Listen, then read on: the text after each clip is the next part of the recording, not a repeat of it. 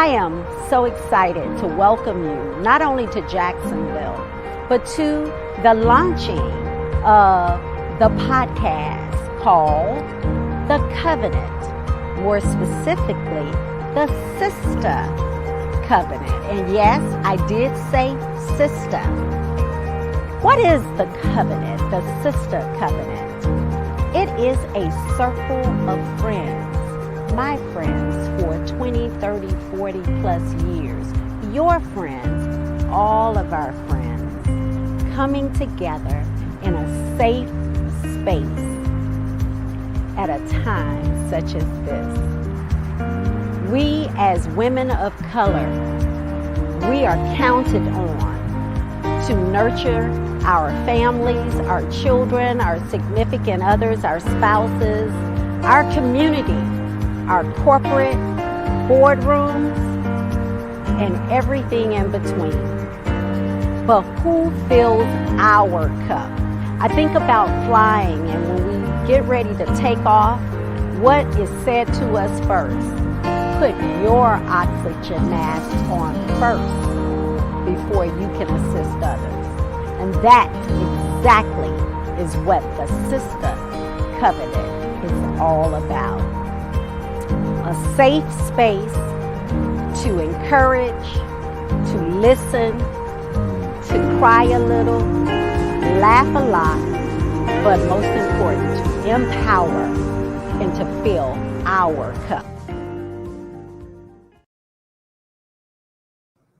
Great Sunday morning, and welcome to the 20th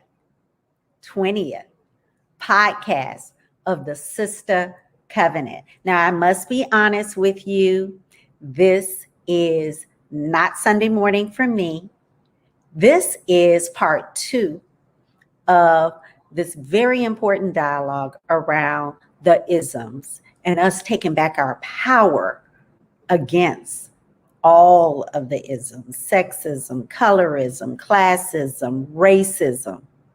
And we know that what we've experienced over the last 15 months of pandemic, as well as civil awareness in this country, didn't just start 15 months ago. So we're having the conversations so we can move the needle collectively in this space. But before we get to our amazing guests from 2 weeks ago, let's just thank you. Thank you for being with us for the last 9 months of the Sister Covenant. And thank you for continuing to support the Sister Covenant in purchasing your beautiful, beautiful, beautiful Sister Covenant apparel.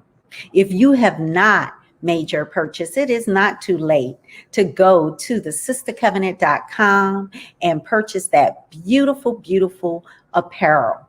And as you know, for every $100 that you invest, it is an investment in a young person through UNCF. We will send $10 directly to that charitable organization. Although we are seeing the light at the end of the tunnel, we are still in the middle of some unparalleled time, and we want to help our young people in any emergency situation that they are in. So giving to UNCF definitely helps those students, and a mind is a terrible thing to waste. Also, we want to thank you for being a part of our Sister Covenant giveaway contest. So here are the rules. Like and share our latest Facebook stream. So this one today, as well as the one 2 weeks ago. Subscribe to the Sister Covenant on Apple Podcasts and YouTube. Join the email list on our website and comment done on the image that is posted on Saturday before the stream. It is just that simple. Now, who is our winner for the July 18th podcast. Yay! Yay! Andy Boston. Andy's a dear friend of mine, so I am super excited. And we will be in touch with Andy to see what Sister Covenant merchandise she doesn't have, so we can be sure to get her all taken care of. Now, I have the privilege of reintroducing our guests for this powerful continuation of the conversation with our very knowledgeable panel, as well as Dr. Mai. So we're going to start our conversation. I want to share, had an opportunity to sit down, as you know, with Dr. Mai, who is an educator in the Duval County Public School systems for over 30 years, as well as a community advocate around the importance of collaboration and making a difference in our local communities, as well as our country, around all people being equitable and equal in this space. Want to share part 2 of that conversation now. Dr. Mai, we have been at this game for a little while. You've been in the community and in the trenches for some 30 years, trying to make this community better. But how do we continue to model what you have put forth and what I'm doing here with the Sister Covenant for our young people? I affectionately call them the youngins. How do we continue to model what we're doing so we can pass that baton on? So modeling is great, but then space have to be graciously given. And it's not just about given. We have to be purposely inviting wherever we are. And I would look to the city. I look to the organization. I look to schools, institutions, to be very, very consciously inviting and purposely doing things that, that involve different voices. And I think that when we do it like that, we are really the practitioner of true diversity, inclusiveness. As I said at the beginning, at some point with the concept of including everyone. So we have to really look at it. And for me, over the years, this is what I do. I will get involved. And then what happens is, if I am invited to somewhere, and if I am not the right voice for it, I will ask, so that perhaps I can get you or that organization or institution a better person that can represent what they want.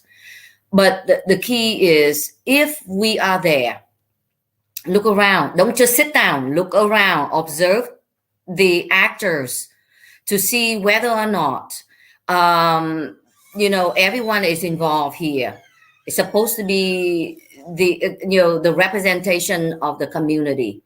Ask. And I know that I have been viewed as a pain in the behind sometimes. Why are you always asking these questions about this? And so, but ask. But do it kind of in a way that, okay, I'm not trying to be annoying here. I am just asking the question, can you put someone there? If you are talking about health, if you are talking about mental health, do you know that the Southeast Asian, members of our society here experience a whole bunch of that? Consider them being, refugees, especially in the mid 1970s up to the early 1990s. They were admitted here, because of the refugee status, like I was.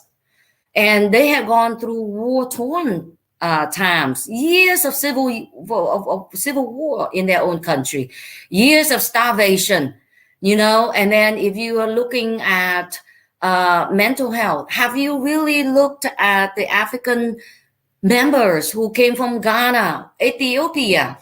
Did you look at the the Haitian community members? Something like that. Those are the real things that we need to look at. Look at the city. Are you, do you have enough? Look at your staff. Look at your board members. Are they really representing what the city stand for or look like? Ask those questions. And if they don't answer you, step back, go away. You don't need to be involved in those places who don't want to hear you. If they don't want you, don't have to be there. And so that's something that I learned to practice. And if those communities, those organizations are not listening, not seeing it, then it's their loss. It's their loss. I will step away. I'm not going to be emotionally involved and to highlight that. And city commissions, city boards are notorious of just selecting members that are very safe to pick, and then, organizations, if you are involved in it and they look kind of, diverse, are they carrying a conversation? Is there, are the items on their agenda really representing your own and why you were there to begin with? Or did they just use you as a face that looked different to match the diversity, number so that they can get the grant? No policies so that you can reasonably talk about these things without showing anger, without being irrational about it, right? And so to me, I think that examining organizations, our city levels, our institution, the place where we work, if they don't give you a leadership role, in my case, sometimes when I started a long time ago, go out into the community, get involved, help, do whatever it is you get in. You don't have to be a leader. Gradually, if you are consistent, if you are working for a larger cause and always improve, society, our community, people will take notice. People will recognize you, but just keep on going. Wear your heels to the ground. Sometimes you may have to buy your new shoes.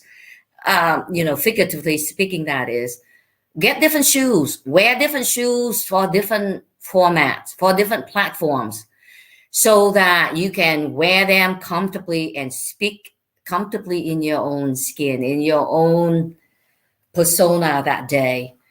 For what? For the betterment of our community.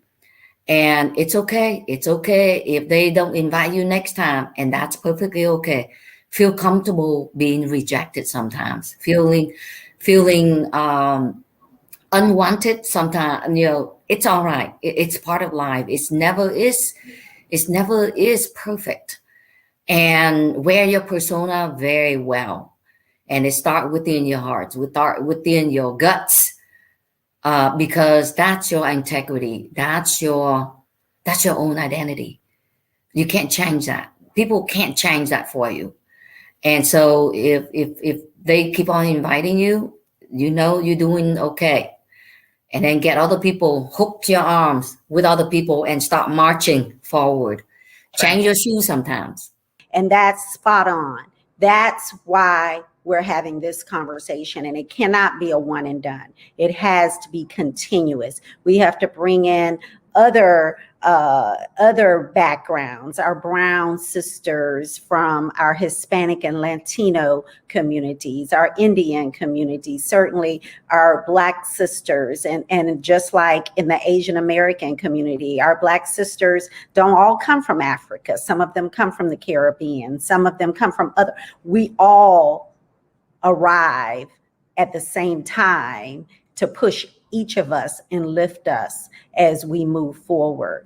And I think a good indicator of that was this past fall when we all came together to elect a woman of color on Yes. the ticket as the vice president, a woman who is of Black culture and from African American roots, but also an Asian American woman. Yes. How do you feel? I know how I feel, because when I see her, I see me. How do you feel in this moment in time, knowing we have that as our propeller, if you will? I think about how this past, the previous administration, those 4 years, the race, was used in a way to benefit certain, especially his upcoming election, re-election, and narratives, and then at the end of all the racial heartaches, the killing of George Floyd and Breonna Taylor and many other ones that we cannot just label. And then to come into this moment, right? We have a vice president that represents a woman and part Asian like me, and then half, African American, Black like you, or all my friends or anyone else. And I feel proud that in this time in the history of the United States, we have something that we can speak for and about. And it is for the advancement of our country. It is for the harmony. It is for the peace and the joy of this country. It is not time to tear down, to say that, oh, this is time that we have to be strong for the white movement or anything like that, or that we are tearing down, or our groups are tearing down the white. It is not that at all. And somehow that got into the mainstream media, the mainstream conversation that is about. It is not. It is where our politics, our economy, our politics. It's about education. It's about everything about this country. It's about the peoples of this country. And so I am very, very proud. I'm very, very proud at this moment to move forward, to work with various groups, to always project what the possibilities this country can be for everyone, for people like me that came here 39 years ago, or for the people who gone so long before me, and that we are from this wonderful country where democracy is at its greatest, the best exemplar there is in the world, right? So we got to carry that torch. And our community, we all pitch in, we all do something for the community. It's not for ourselves. It's not for us. It's for our family. It's for our schools. It's for our community. It's for our city, for our state, and our country. And I love that. You just said that. Amen is what I have to say to that. And in the words of Shirley Chisholm, bring your own folding chair. Bring your own folding chair. Dr. Mai, you are a jewel. Thank you, Mai. my new Thank friend. you so much, Miss Pat. Thank you. Thank you. So, Dr. Allen, you just touched on something else, and we don't have enough time. We never will.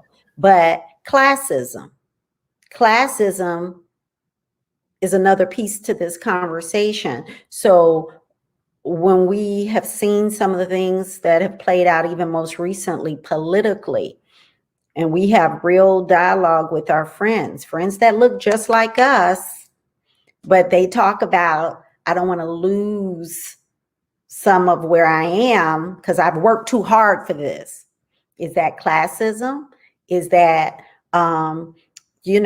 privilege? What is that? And am I going to really genuinely have the conversations to get this person or that person in the door? Because I enjoy being the only in the lunchroom. I enjoy being the only in the boardroom or the conference room. Does this make sense what I'm asking without, and maybe I need to just say it. I'm the only woman of color. I'm the only Black female in my role or in my company or in this space. I may like it that way. Is that classism? What is that? That is a scarcity mindset, and it will trip us up every time. When I talked about power just a few minutes ago, and I said it's up to us to combine power. I don't like the idea of shared power because it makes it seem like power is finite. There's only so much to go around, and that contributes to this scarcity mindset. There is more than enough to go around. There are more positions, there's more money, there is more stature, there is more, you name it, there's more of it. But if we continue to operate on this idea that there's not enough and I need to be the only one to protect myself, that's just a scarcity mindset. And we can't afford to have that. We are by nature collectivist people, meaning whatever I have, I share abundantly because we share with each other. And that's just how we interact with each other. That individualism will inevitably take us out if we don't recognize it and call it out for what it is. The collective is how we survive. We can't go in it with this scarcity mindset thinking that we're the only one. And because just as soon as one of us is gone, they'll find someone else. And so, I feel very passionately about that. The idea of we need to kind of tear down this idea of self. That's not the way we survive as people. So what do you see, Dr. Lanor, in this space? What have you come in contact with? Yeah, so as a Black woman who throughout probably most of my life at this point have been one of the few in the room, right? So even at the University of Missouri, there's about 2,000 faculty members. Roughly 40 of us are Black. And so when you think about that, and you hear conversations of people talking about, and really at this intersection of classism, I would say, is this ideal of politics of respectability. So to Kim's point about the scarcity ideal, and I think with classism, it's also that link to politics of respectability in that people of color, especially those who are educated, can sometimes look down upon, think about the others as the others, and they don't want them to be part of the group, right? And because of that, and that intersection, that it again damages all of us, right? Racism doesn't just impact people of color, it definitely impacts White people too.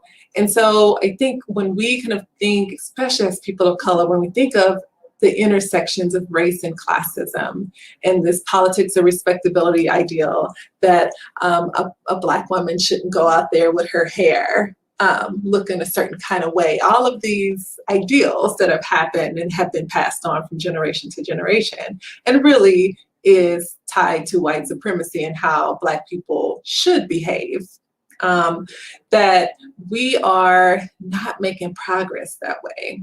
And that we really do need everyone on board in the sense that You know, you can't be so proud about your tokenism if you're not reaching back and helping to bring other people forward, right? And that's one of the things that I say, even for my graduate students. If I'm not somehow bringing Black graduate students into the graduate program and graduating, having them to graduate with their PhDs, what am I really doing, right?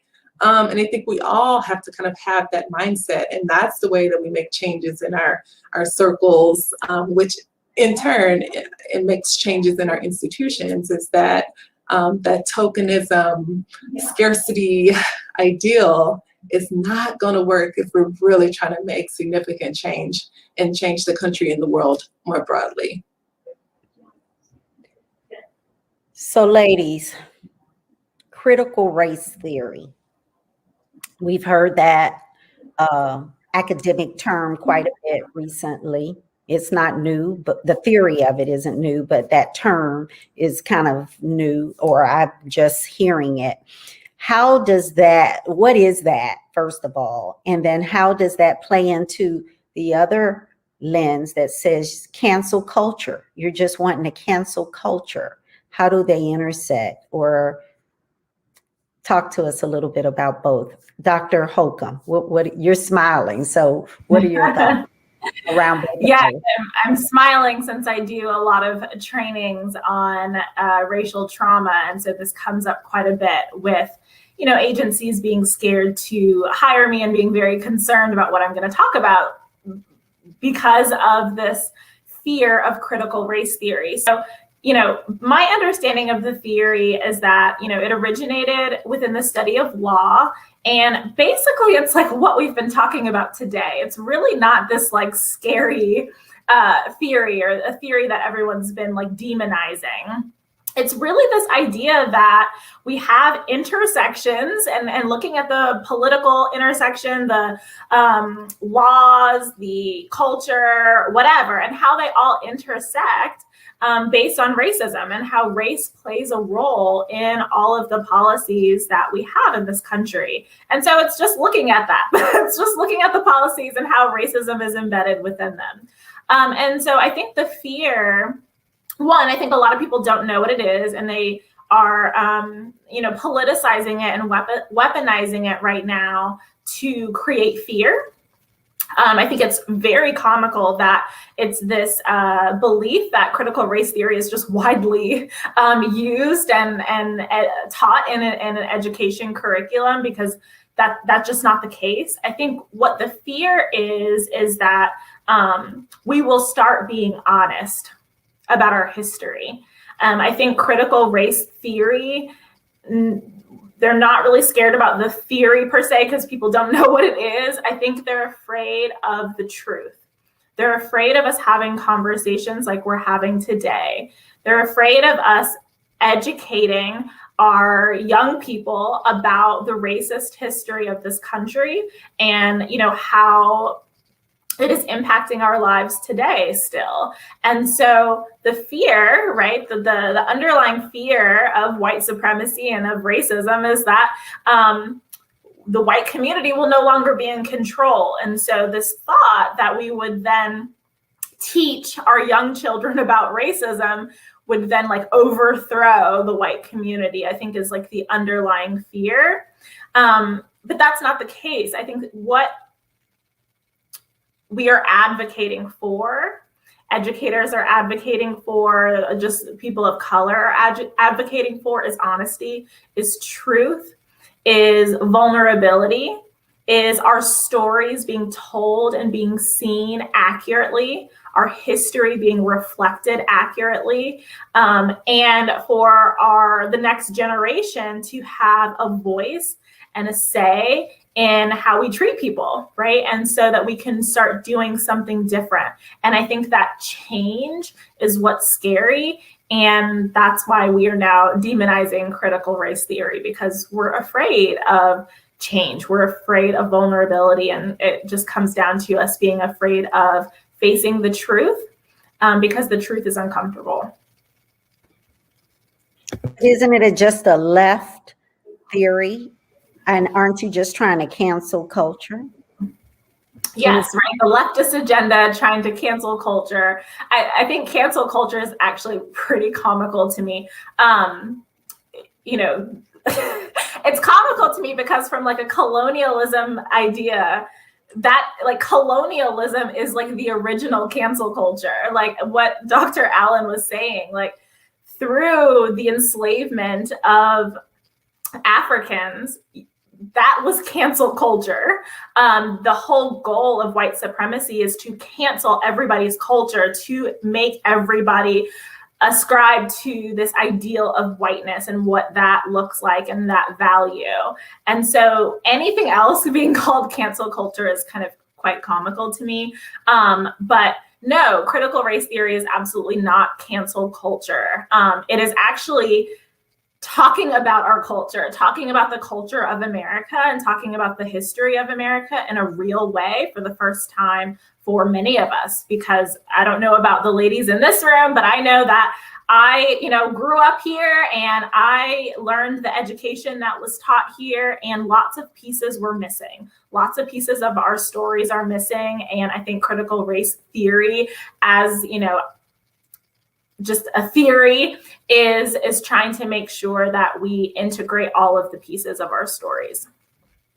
So we just celebrated Juneteenth, and I can't tell you how many people, black and white, that said, I didn't know about it. I have to be honest. I learned of Juneteenth probably 20 years ago, but really never have celebrated it like I do 4th of July.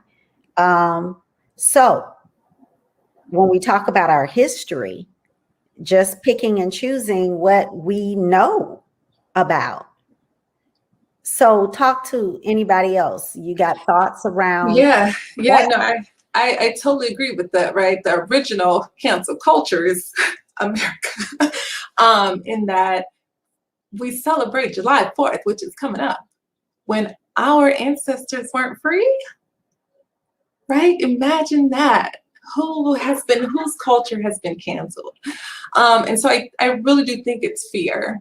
And critical race theory is the big boogeyman of fear, because people are uncomfortable, and in part because they're finding out a whole lot of new information, right? The Tulsa massacre, which most of America had no clue about.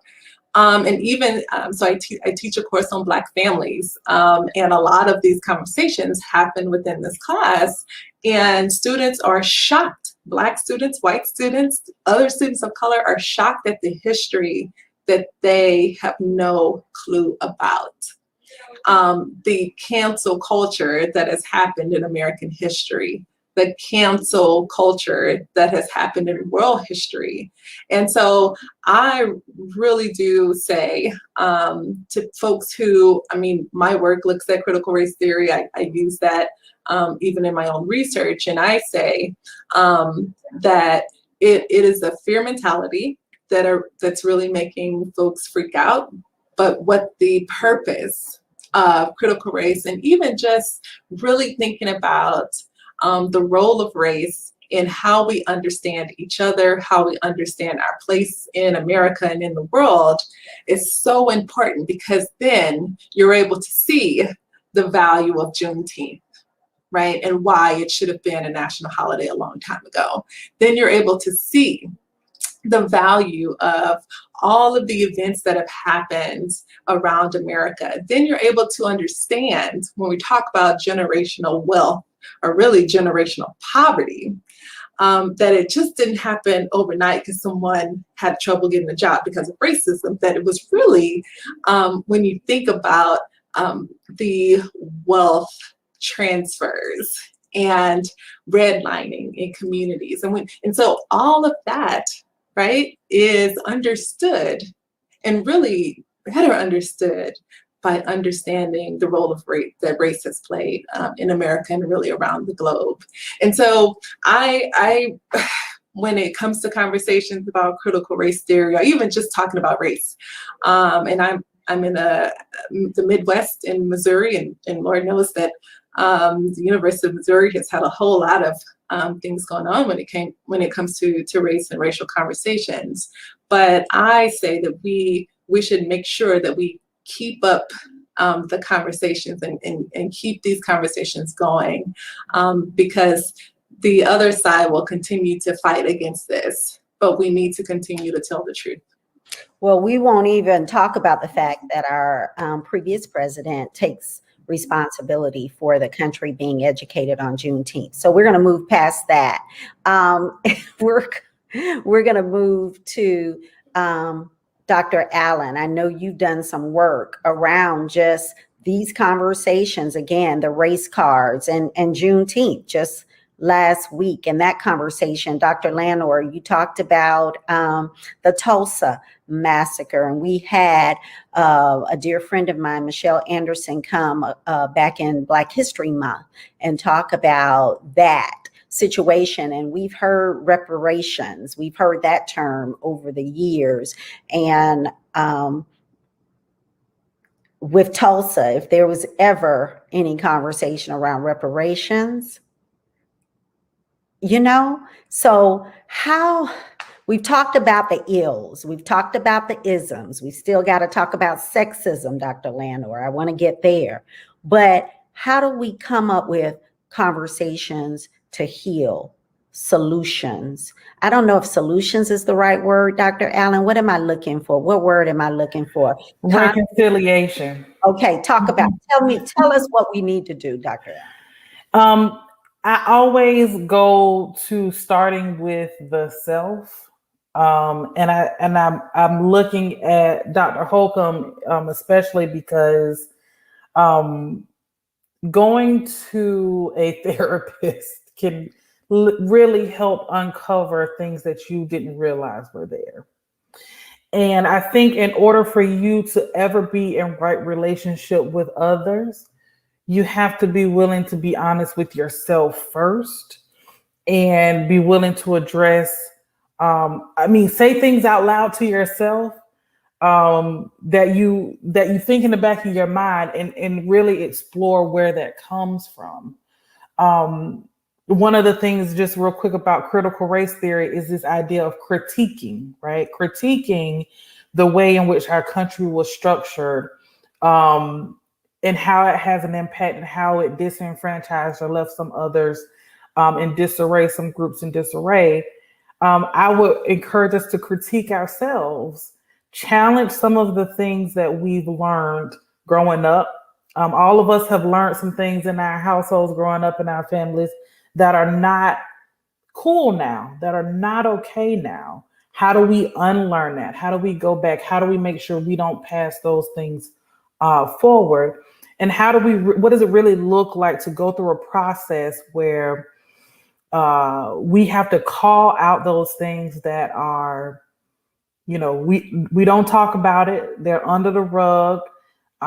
They stay hidden. It's just one of those things that's taboo. How do we surface those things and work them out within ourselves, but then make connections with people who have the lived experiences that we want to get to know or we want to get to understand, and learning from them and learning from each other, right? It's mutual. It should be a mutually beneficial relationship, and not just to check a box. Oh, I got a Black friend.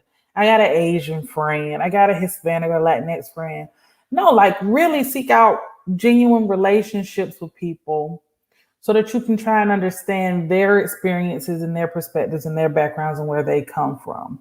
One of the events we hosted last night, we had a community forum called "When Is It Safe to Be Asian?" And we had a panel of Asian American Pacific Islanders on that panel. And one of the panelists said, we got to do a good job of opening up. We need to open up and invite people into our spaces, as well as, feel comfortable to reach out, right?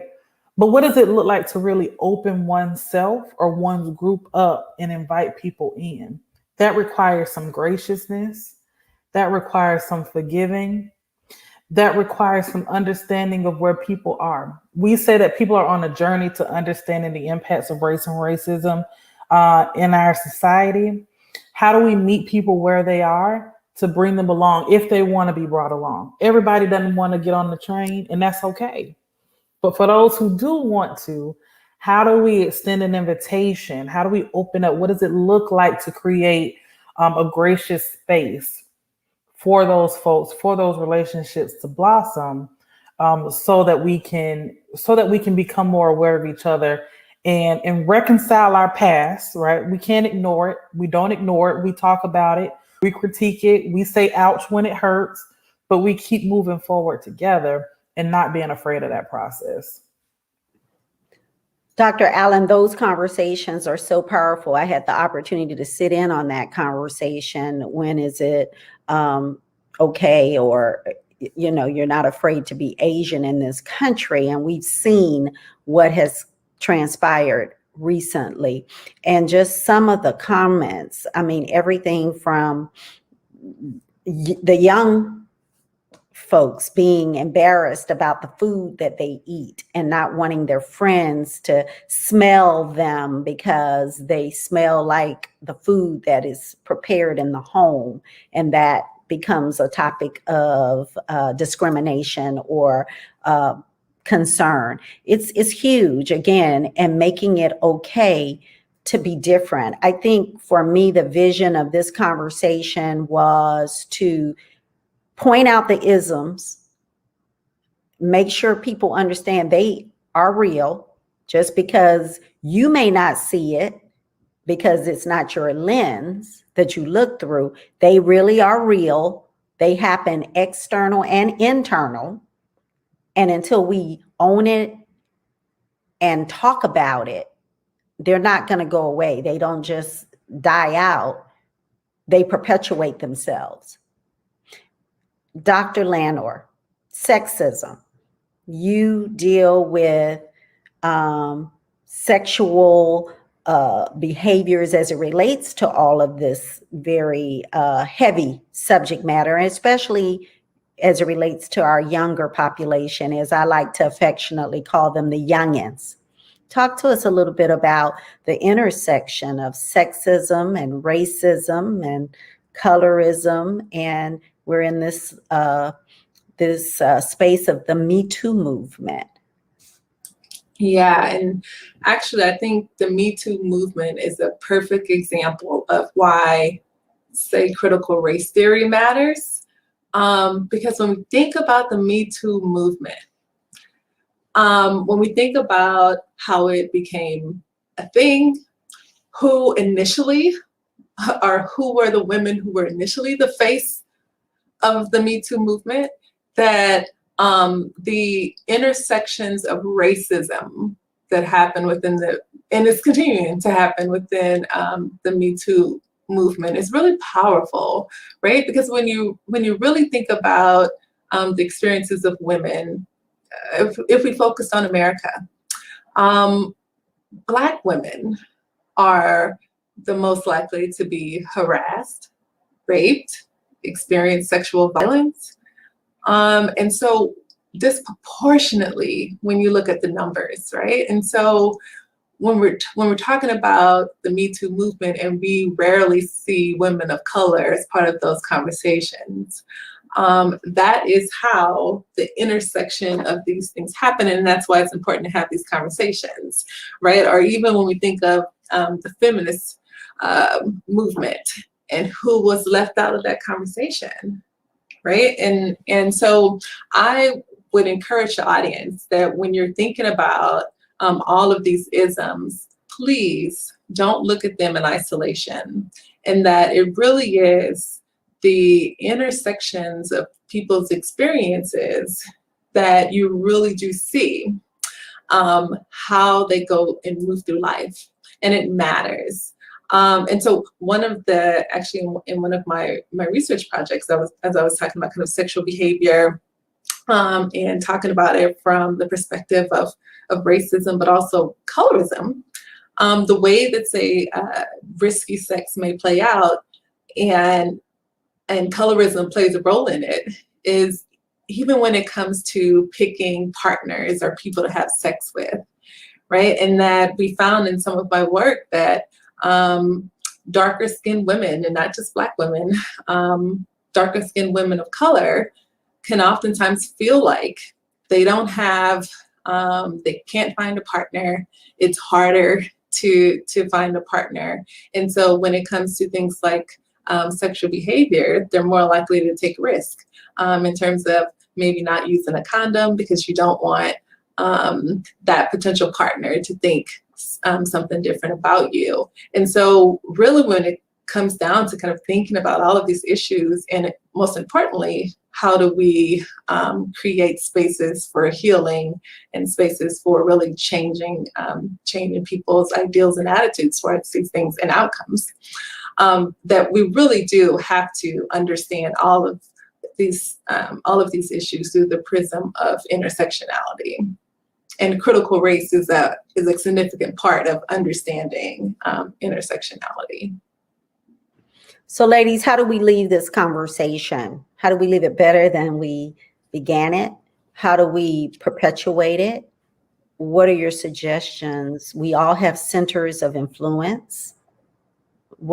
How do we own this and keep it moving forward? I'll start with you, Dr. Allen. I think this is me. I think the first place you start is talk to your mama or whoever that female figure is in your life, some other woman who across generation, and try and identify where some of these things land with them and arrive at how those things have shaped you as an individual, and in turn, how have those things shaped how you influence women around you, whether it's your children, godchildren, nieces, nephews, etc. But I think starting that conversation with people you trust, particularly your family, will help you start to unpack. And then this is a plug for Jamila. I think you go and you see a therapist next. I think you stay in contact with the therapist, because I had a friend of mine say, who's a recovering alcoholic, he said, I'm always an alcoholic, and so I show up at AA meetings because that is what it takes for me to maintain my sobriety. And I think as we are working through a lot of these issues, we have to stay in constant communication with each other and stay in touch with people or activities that keep us centered and grounded, because we are always fighting against these things on a regular basis. And so being in contact, finding those people that we trust to have these dialogues with, talking with a therapist, and then make some new friends. Get some people outside of your circle that you can call friend and start to learn as much as you can and share, because there is power in sharing and learning from each other. Dr. Holcomb. Yeah, I mean, all the plugs for therapy, I'm here for it. That's always my number one go-to. I think as women of color, we hold so much of the strength and of the trauma as well. And so it's so important for us to have our communities that uplift us, but also have our safe space, which could be in therapy, to be able to recharge, to be able to let some of the load off, because we do carry so much.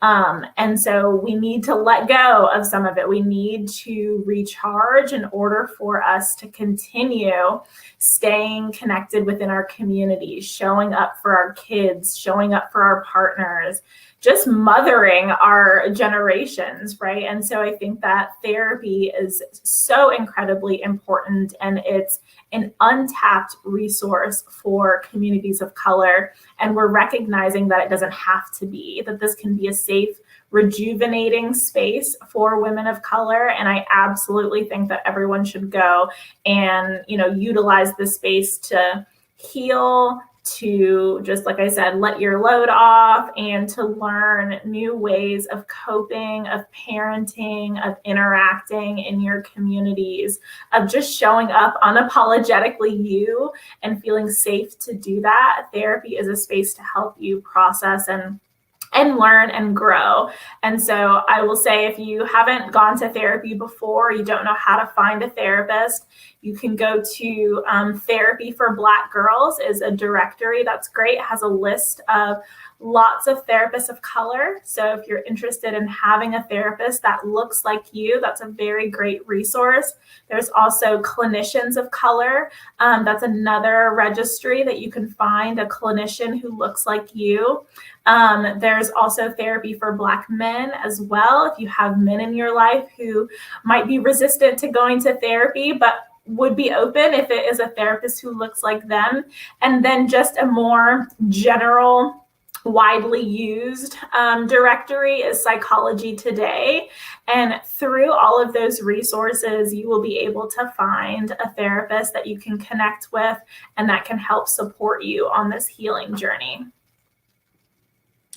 So Dr. Landor, I want you to comment as well, but I want to put a little bit of a carrot out there for you. We're resilient. We've talked about that. We are Black women and we are women and we are everything to everybody. We fill everybody's cup. That's what we do, from the boardroom to the bedroom. We've learned to mask and rise above it at work. But our organizations, our internal family structures, the church tells us to pray. What's your comment here as we think through how do we move forward and how do we heal, but how do we help this conversation on all of those levels? Yeah, what the main thing that I was thinking was to acknowledge, find, renew our Black joy, or our people of color joy. That so often, and I think about the past year, we've all been through so much, let alone generationally speaking, what we've been through as Black women, as women of color, and oftentimes missing in our story is the joy that we have when we're talking to our girlfriends, when we are just kick back, laughing, dancing, right? When we are really in tune with each other, that community that's been talked about. But oftentimes we don't label it as our joy. Even Black Twitter is a joyful place in many ways. And so I would say that for all of us, as you go to therapy, as you really do try to make, we're talking about this on an individual level first, but when we do kind of think about how do we help ourselves, and sometimes it's just to find that joy, or the joy that you have already when you go to the cookout, recognize that and be proud of that. If you've ever Googled, at least definitely a few months ago, when I was trying to just Google Black joy, it was hard to find happy Black people on Google.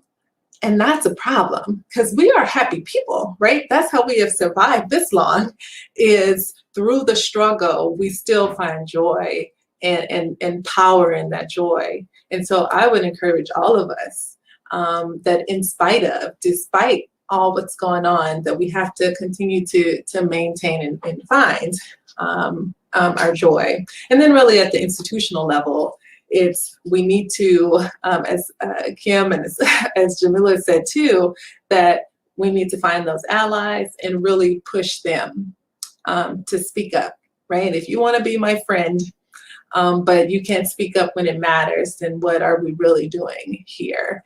And I think that's really the way. People of color can't change this country or this world by ourselves. We need allies to not just have the conversation with us, but to actually do something, right? Take action, do the work.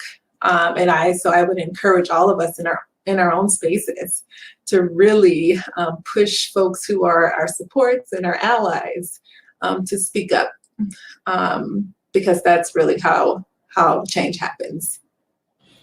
So you guys have been leading the charge for others. How do you fill your own cups? What are you doing to keep your joy, Dr. Lanor? Keep your balance, speak your truth to help heal yourself so you can continue to do this work for others. Yeah, well, so for me, all the time, I try to find my joy, in part because not only am I teaching courses on race, my research is on race. I experience life as a woman of color in a place where there's not a whole lot of people of color here. And so for me, I find my joy in just so many ways, from the simplest things, which could be conversations between girlfriends or my sorority sisters about something crazy that happened on Twitter or something crazy that happened in the world, to taking a trip by myself. Although, that's some privilege to say, but taking a trip by myself without any distractions and just sitting and being in a bathtub by myself, right? And so I think in whatever ways you can find to have your peace, because as we mentioned before, oftentimes Black women carry that burden of being a super Black woman, when we don't have to do that. Let's not do that. And find those small ways to really have your joy in spite of the hell that's around you. Thank you. That's powerful. And like you said, just being. Sometimes we don't understand just being. It could be being in a park. It could be being in a walk through a park. It could be being at the poolside. Just being. Thank you. That's powerful. I know you two ladies have small kids. So how do you balance that? And how do you find your own joy and fill your cups?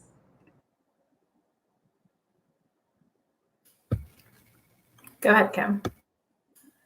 Well, so I have 3 little ones, and finding that time to be can be very challenging, especially during the pandemic. I think I am learning to find it where I can. For a lot of times for me, it's in the car. It's a car ride. I'm listening to audiobooks. I love me a good fiction. I will, listen to those audiobooks. Sometimes on a Friday, it's a glass of wine and a charcuterie board with my husband once the kids are asleep. On the weekend, it's hanging out with my girlfriends and watching TV, especially now that we're all vaccinated. We can come back together now and feel comfortable. I want to travel more. Antoinette, I wish I could go and travel more. I think I'm committed to doing a lot more of that, especially post-pandemic, and seeing more of the world, because I think that has a way of grounding you and also liberating you all at the same time. So a good book, some wine and cheese, and a good night's sleep. Dr. Holcomb, close us out. Yeah, I will say I'll echo Kim in that it's very challenging. My daughter is 2. So I've been struggling with this newish identity of becoming a mom. But I do love a glass of wine on a Friday night. I do love to exercise and to try to find, time to go on a solo walk, or, a late night yoga video or something like that. I also love to travel. My husband and I are going to Aruba next month. So this will be our first trip as a couple since we became parents. And so I do think that's really important, is to just have individual time, if you are a partner, to have couple time. And then also I love enjoying time with my family as a whole, and just disconnecting from work, disconnecting from social media, the news, and just, really being present in and with the people who bring me a lot of joy. And so I've been getting in touch with all the latest Disney movies with my daughter, and just spending really good quality time with people who energize me and refuel my soul. Ladies, this has been a powerful conversation. I felt it important for our audience to see you for the professionals and the powerful women that you are, the work that you do, as well as the human side of who you are, because we've all been through trauma this past year. And as you said, it didn't start just this past year. It's been a part of who we are. And sometimes we internalize it and we don't even realize how much trauma we've experienced until we have these very powerful conversations. So I thank you. I thank you. I thank you. I thank all of you for sharing your knowledge with us, educating us, and hopefully inspiring and motivating us to continuing this powerful dialogue, as you said, Dr. Allen, with our mamas, with our sisters, with our significant others, all of our girlfriends. But let's go outside of our circle and talk to those people we don't know as well. Challenge ourselves to listen with our heads and our hearts, and to continue to try to transform and heal us, all of us, collectively, as you said, Dr. Allen, because that's who we are. So with that, I thank you. I thank you for coming to the Sister Covenant. This won't be the last invite. So don't block my calls, y'all, because we're going to continue this very powerful, powerful conversation. And as always, thank you. Thank you for joining the Sister Covenant. And be brilliant, be bold, be brave, my sisters, because you all are, and you're beautiful, and be blessed.